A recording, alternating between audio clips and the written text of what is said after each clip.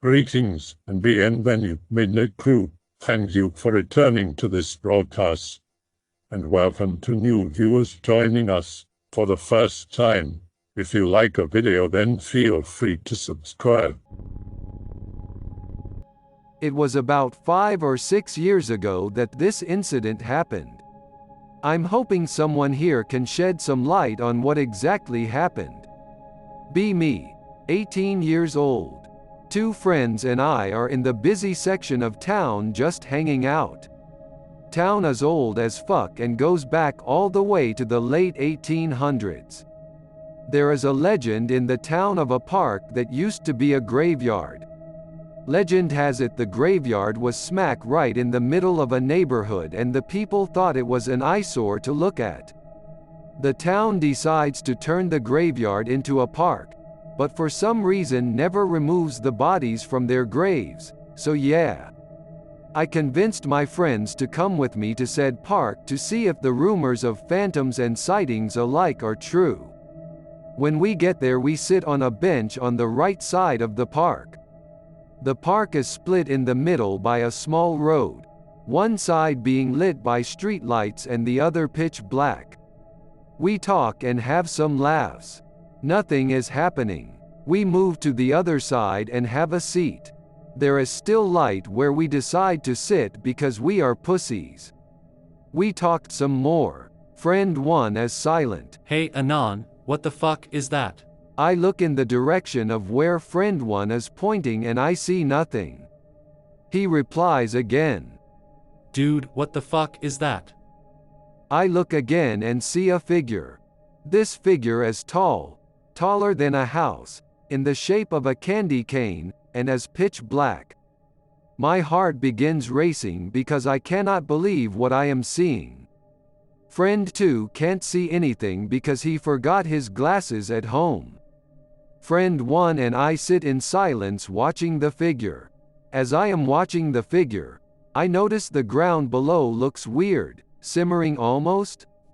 The best way I have described this is when you are in the desert and look off in the distance and the heat is so strong the ground moves in waves. The figure is coming towards us at a very slow, snail-like pace. My friends and I decided to leave and walk back to my house.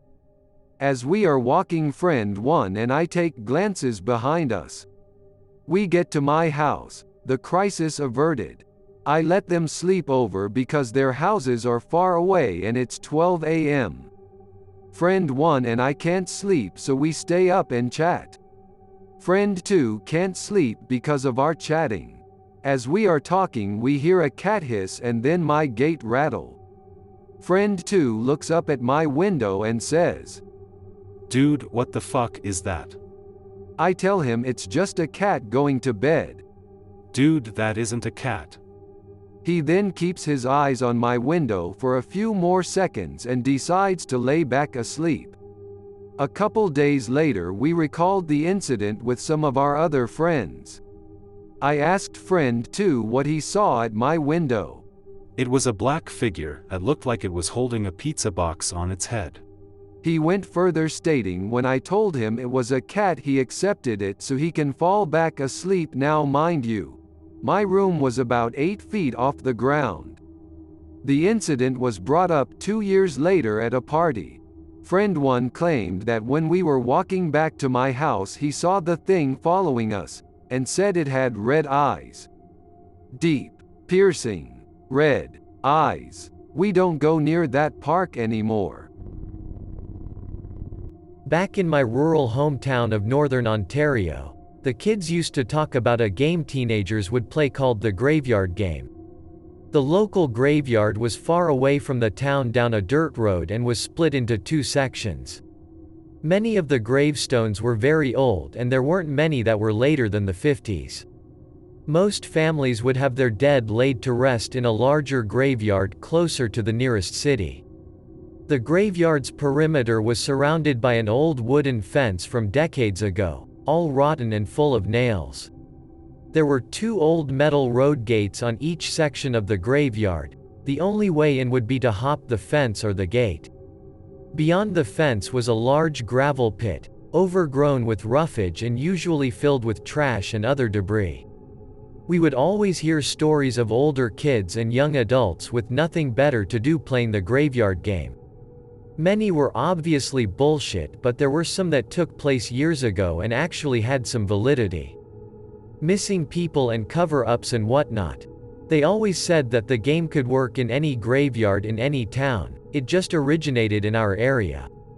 The game must be played on a night with a bright moon. If there is no moon to light up the surroundings, the game will not start at all. The game would begin by a person walking to the graveyard while the sun is still out. There could be more than one person, but apparently it wouldn't work with large groups. The person or people would stand in the middle of the larger section of the graveyard and wait until the sun goes down. They have to watch the sunset until it is completely gone and dusk has settled. At some point, the sky would grow darker and darker and the game participants would have to decide a good time to start singing. If the singing began too early, the game wouldn't work at all, and if it began too late, the rest of the game would be delayed and you would have to wait much longer. The song you would have to sing was always a little bit different, but it was more or less a chant that sounded kind of like the tune to Ring Around the Rosie. Something like, "Bones hopping daisies, they're a little crazy, rips and crunches, the sun went down." Had to be sung very slowly and drawn out. At this point the participant stops standing and sits down, they wait for the next cue. After a while, a high-pitched scream should be heard somewhere off in the distance. Some say it sounds like an old woman. Some say it doesn't even sound like a person at all since it's too shrill. Wait 30 minutes after the scream is initially sounded off. Then you can go on with the rest of the game. Shout something along the lines of, "What time is it, my dear neighbor?" If you got all the timing correct up until this point, the rest of the game should commence normally. You should see a white dot far off in the distance in the smaller section of the graveyard. After several minutes the dot should start to get bigger and bigger until you can make out the rest of the body. A figure in what appears to be a black suit with pale white skin and an oversized, swollen, bald, round head. The whole face is incredibly deformed to fit the unnaturally round head, leaving a very small forehead and very wide eyes. Once you see the figure, you stand up again and do not sit down. If you sit down, you lose the game, and you can imagine what happens when you do that. You have to stand still and not move around that much. Keep your eyes on the figure. Over the course of an hour it will slowly approach you, so slow it will almost appear like it's not even moving. You will be able to make out more details as it gets closer. Do not take your eyes off of it for more than a minute. If you do, you might lose the game. Once it gets to the fence separating the larger section from the smaller section, it will stay at the fence for a while until you shout, "Come on in, my dear neighbor." This time you must close your eyes for it to cross over. Shut them tight for only 30 seconds, but keep your head in its direction. Once it is over the fence and on your side, it should be noticeably close to you. Maintain eye contact for the next part of the game. Noises will start to sound off in the surrounding forest, rustling, high-pitched squeaks and squeals. You must concentrate on the noises directly behind you. If you turn your head away from the pale figure, you lose the game. No matter what, do not look behind you or turn away from the figure.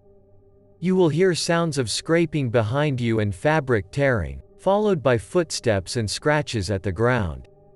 It will be hard to hear them since the noises from the forest will be growing louder and louder as this goes on. The footsteps will start out slow and deliberate but will slowly turn erratic and unpredictable as they move all over the place behind you. At this point in the game, it is a game of chicken. How close can the pale figure get to you as well as the footsteps behind you until you say the game is over? To end the game, close your eyes tight and shout at the top of your lungs, "My dear neighbor, I want the game to be over." If you say the words at a good time, when you open your eyes everything should have stopped and the figure and noises should be gone. If you say the words too early, everything will still be gone, but when you open your eyes, there will be a large cut on the back of your leg. You can look around for whatever caused it, but you won't find anything.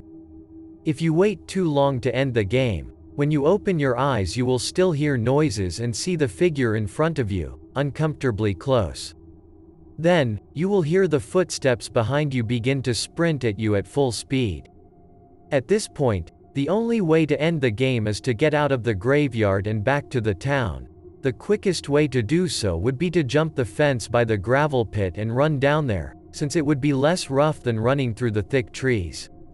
You will hear running footsteps and more high-pitched screaming following you as you run. If you can outrun it far enough, you will have ended the game. If you get caught, obviously you lose the game. I can remember when I was young and heard campfire stories about the game. My best friend's older brother heard it many times and didn't believe in it. He would always say how it was complete bullshit and made up by the older people in the town so kids would stay away from the graveyard. I can still remember hearing that shrill, inhuman screech in the middle of the night off in the woods in the direction of the graveyard.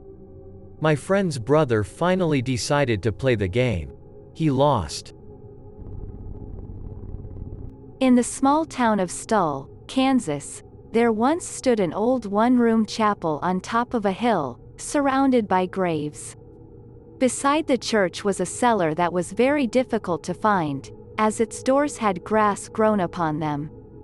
In front of the church was a great tree that was always bare. None of the town's members could recall ever having seen a leaf upon its branches. In the town's earliest years, there were several farming families that lived there.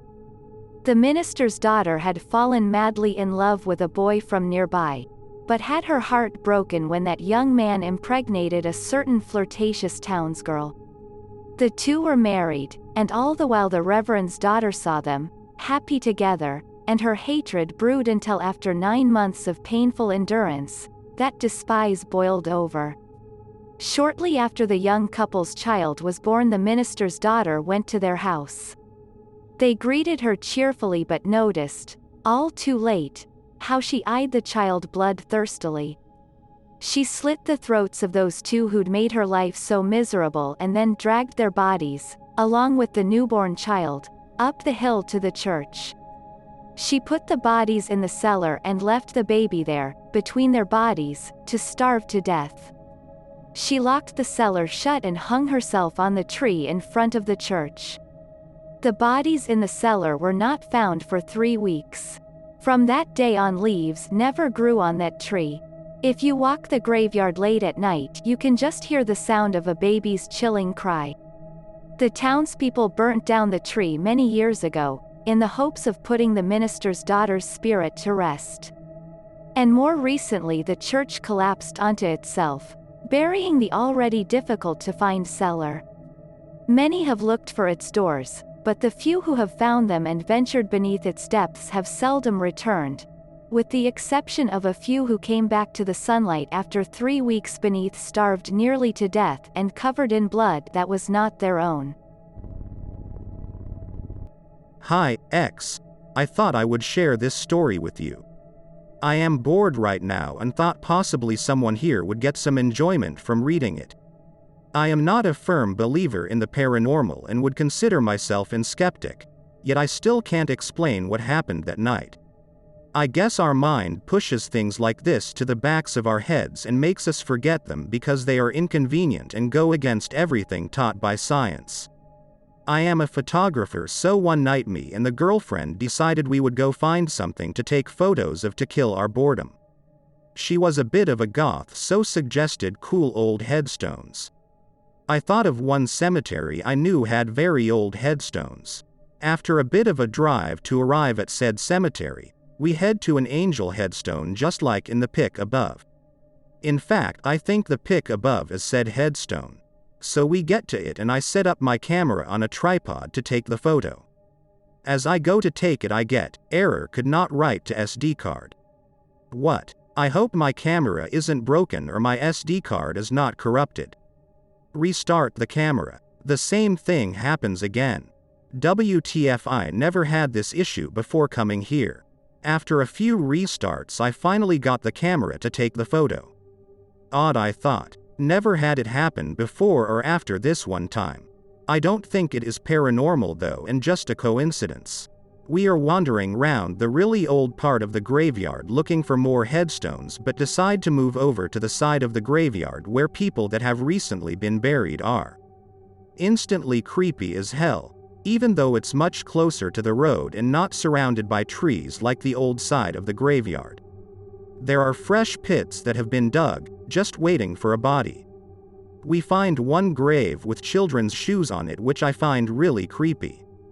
All the new headstones are fairly minimal without much of a photo op, so after about 10 minutes of exploring I say to the girlfriend, "Let's go." That is when it happened. We both hear a female voice say, "Don't go, don't go."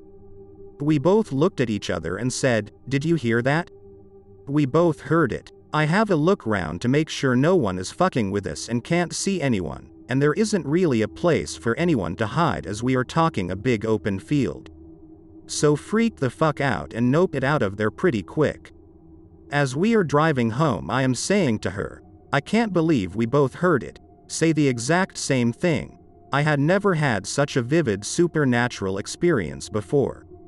So when we arrive home I am super creeped out and sort of just want to forget the whole thing. In the back of my mind I had the thought that I hope we didn't bring anything back with us. After a couple of minutes of laying on the bed when we are about to go to sleep we both hear this noise. It is a really hard noise to describe, but if you have ever seen the movie, The Grudge, it is similar to the noise one of the ghosts makes in that. Kind of like the sound of someone being choked to death. It goes on for about 10 seconds then stops. I freak out, get up and turn on all the lights in the apartment. By this time I am so scared I have tears in my eyes.